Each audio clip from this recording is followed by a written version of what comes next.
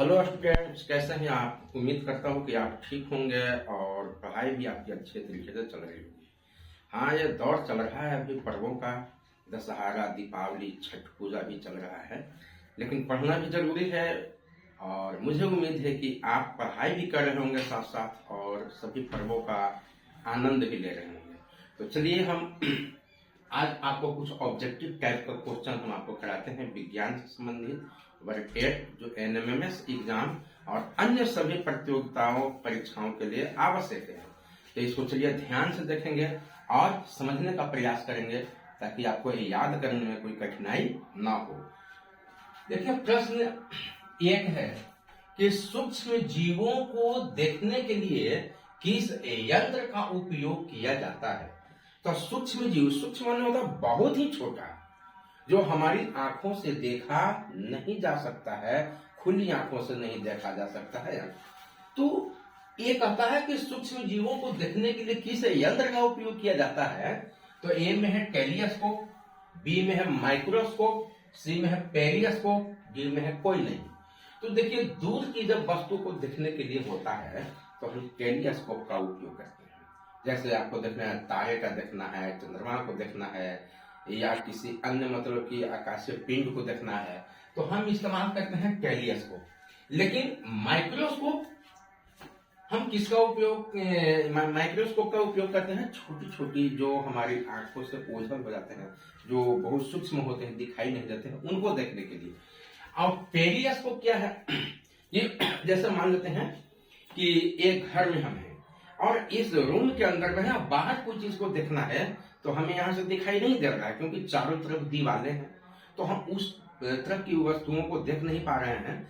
तो ऐसे कंडीशंस में हम बाहरी वस्तुओं को देखने के लिए, जहां पर हम अपारदर्शी स्थानों पर हैं और बाहरी वस्तुओं को देखना चाहते हैं, तो वहां पर हमको पेरिस्कोप का प्रयोग करना होगा।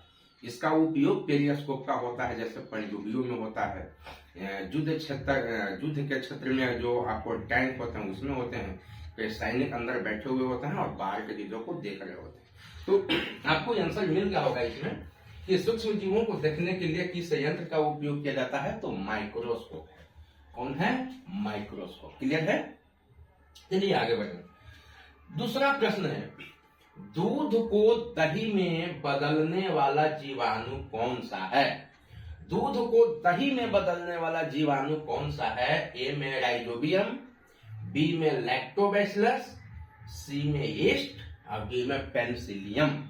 तो यहां देखिए, दूध को दही में जो बदलने वाला जो जीवाणु है सीधा सीधा हो जाएगा, कौन सा होगा? लैक्टोबैसिलस। राइजोबियम तो नाइट्रोजन फिक्सेशन के लिए होता है, तो हमारा उत्तर कौन हो जाएगा? लैक्टोबैसिलस। चलिए नंबर 3 में हम चलें। ईस्ट का उपयोग किसके उत्पादन में होता है। ईस्ट का उपयोग किसके उत्पादन में होता है। ए में नमक, कहता है नमक उत्पादन में, बी में हाइड्रोक्लोरिक अम्ल के उत्पादन में, सी में शराब के उत्पादन में और डी में ऑक्सीजन के उत्पादन। तो सीधा सीधा है, ईस्ट का उपयोग जो होता है शराब उत्पादन में किया जाता है।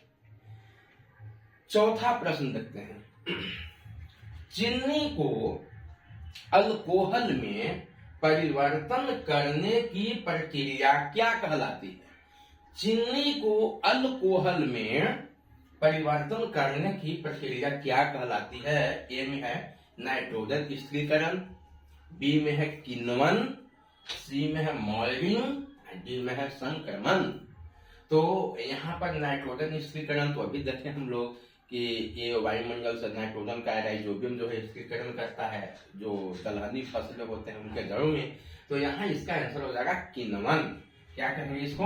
किण्वन। चीनी को अल्कोहल में परिवर्तन करने की प्रक्रिया क्या कहलाती है? किण्वन कहलाती है। चलिए अगला हम देखेंगे 5वां क्वेश्चन, पेनिसिलिन नामक प्रतिजैविक की खोज किसने की थी। पेनिसिलिन नामक प्रतिजैविक की खोज किसने की थी। तो ए में है लुई पास्चर, बी में एडवर्ड जेनर, सी में अलेक्जेंडर फ्लेमिंग और डी में है रॉबर्ट कोच। तो ये कहता है कि पेनिसिलिन की खोज किसने की थी। तो पेनिसिलिन की जो प्रतिजैविक है उसकी खोज की थी अलेक्जेंडर फ्लेमिंग ने। अलेक्जेंडर फ्लेमिंग ने किसने किया था? अलेक्जेंडर फ्लेमिंग ने किया था। तो ये 5 क्वेश्चन हम लोग को यहां पर हो गया और हम आगे चलते हैं छठा क्वेश्चन में। मलेरिया का कारण बनने वाला प्रोटोजोआ कौन है? कहता है कि मलेरिया का कारण बनने वाला, या हम सीधा कहें कि मलेरिया किस प्रोटोजोआ के कारण होता है। इसको ऐसे भी पूछा जा सकता है। ए में अमीबा, बी में पैरामीशियम, सी में प्लाज्मोडियम और डी में लैक्टोबैसिलस। तो किसके कारण मलेरिया होता है? तो ये होता है प्लाज्मोडियम के कारण होता है। आपको समझ में आ रहे होंगे, मैं उम्मीद करता हूं कि आप पूरे प्रश्न को आप समझ रहे होंगे। तो आगे हम चलते हैं यहां पर 7वां है, डेंगू वायरस का वाहक कौन है? डेंगू वायरस का वाहक कौन है? मादा एनाफिलीज मच्छर, बी में घरेलू मक्खी, सी में एडिज मच्छर और डी में है कॉकरोच।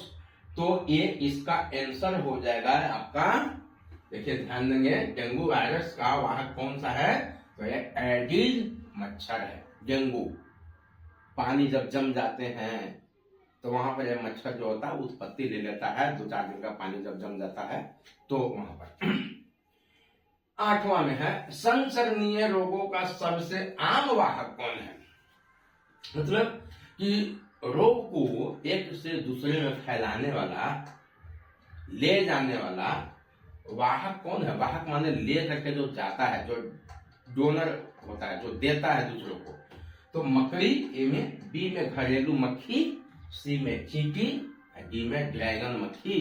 तो सीधा सीधा है बाबू घरेलू मक्खी। घरेलू मक्खी को देखते हैं ना, ये थूक खखार जहां होता है उसके ऊपर भी बैठा हुआ रहता है, मल मूत्र जहां होता है उसके ऊपर भी बैठा हुआ होता है। जब घरों में जब खाना खाते हैं तो देखते हैं वही मक्खी वहां से उड़ करके और वो आ जाता है कहाँ?